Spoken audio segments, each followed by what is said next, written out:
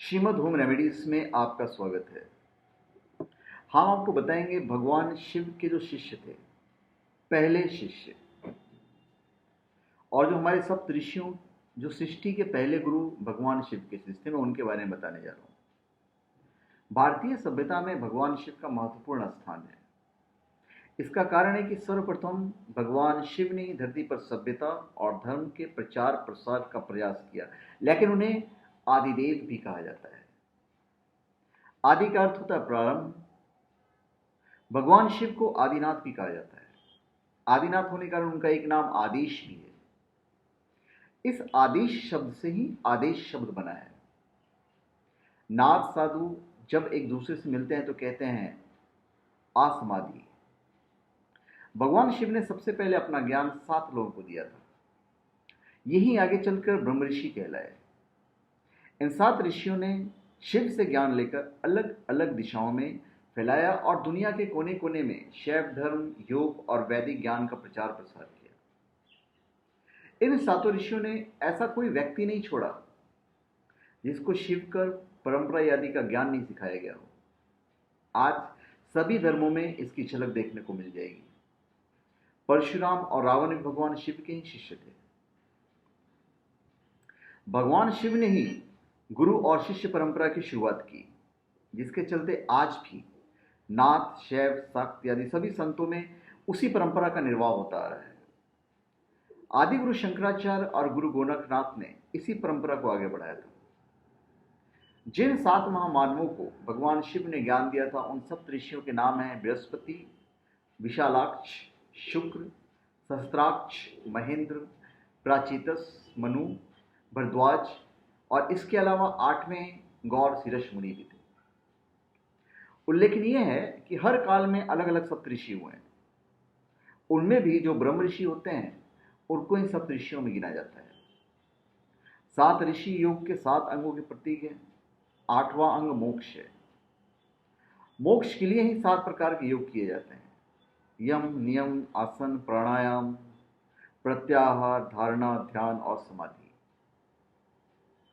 श्लोक है: सप्त ब्रह्मषि देव ऋषि महर्षि परमश्रय कंड विश्व श्रुत विश्व राज ऋषि क्रमावसन।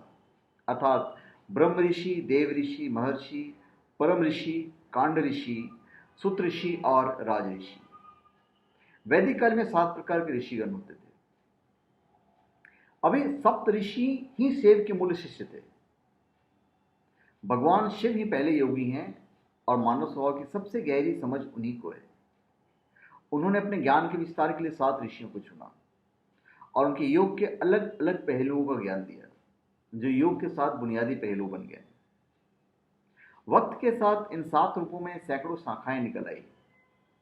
बाद में योग में आई जटिलताओं को देखकर पतंजलि ने 300 ईसा पूर्व मात्र 200 सूत्रों से पूरे योग शास्त्र को समेट दिया और योग का 8वां अंग मोक्ष है। 7 अंग तो उस मोक्ष तक पहुंचने के लिए है।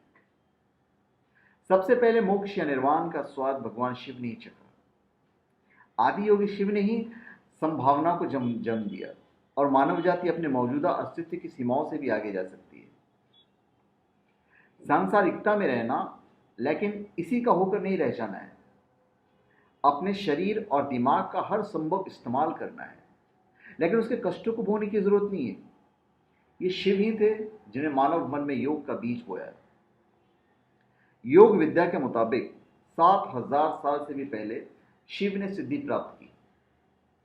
इसे अद्भुत निर्माण कहें कि परमानंद की स्थिति में पागलों की तरह हिमालय पर नृत्य किया था, फिर वे पूरी तरह से शांत होकर बैठ गए। उनके इस अद्भुत नृत्य को उस दौर और स्थान के कई लोगों ने देखा। देखकर सभी के मन में जिज्ञासा जाग उठी कि आखिर ऐसा क्या हुआ कि पागलों की तरह अद्भुत नृत्य करने लगे। आखिरकार लोगों की दिलचस्पी बढ़ी और इसे जानने को उत्सुक होकर धीरे धीरे लोग उनके पास पहुंचे, लेकिन शिव जी ने उन पर ध्यान नहीं दिया, क्योंकि आदि योगी तो इन लोगों की मौजूदगी से पूरी तरह से बेखबर परमानंद में लीन थे। उन्हें यह पता नहीं चला कि उनके इर्द गिर्द क्या हो रहा है। लोग प्रतीक्षा करते रहे, फिर लौट गए, लेकिन उन लोगों में से 7 ऐसे भी थे जो उनके नृत्य का रहस्य जानना चाहते थे। लेकिन शिव ने उन्हें नजरअंदाज कर दिया क्योंकि वे अपनी समाधि में लीन थे। अब पुराण क्या कहता है? कठिन प्रतीक्षा के पश्चात जब भगवान शिव ने आंखें खोली तो उन सभी ने शिव जी से उनके इस नृत्य और आनंद का रहस्य पूछा। भगवान शिव ने उनकी ओर देखा और फिर कहा, यदि तुम इसी प्रतीक्षा की स्थिति में लाखों वर्ष भी गुजार दोगे तो इस रहस्य को नहीं जान पाओगे, क्योंकि जो मैंने जाना है वो क्षण भर में बताया नहीं जा सकता और ना ही उसे क्षण भर में पाया जा सकता है। वो कोई जिज्ञासा या कौतूहल का विषय नहीं है। ये 7 लोग भी हट्टी और पक्के थे। भगवान शिव की बात को उन्हें चुनौती की तरह लिया और वे भी शिव के पास ही आंखें बंद करके रहते। दिन, सप्ताह, महीने, साल गुजरते गए, लेकिन भगवान शिव थे कि उन्हें नजरअंदाज ही करते जा रहे थे। 84 वर्ष की लंबी साधना के पश्चात ग्रीष्म संक्रांति के शरद संक्रांति में बदलने पर पहली पूर्णिमा का दिन आया, जब सूर्य उत्तरायण से दक्षिणायन में चले गए। पूर्णिमा के इस दिन आदि योगी शिव ने इन 7 तपस्वियों को देखा तो पाया कि साधना करते करते वे इतने पक चुके हैं कि ज्ञान हासिल करने के लिए तैयार हैं। अब उन्हें और नजरअंदाज नहीं किया जा सकता था।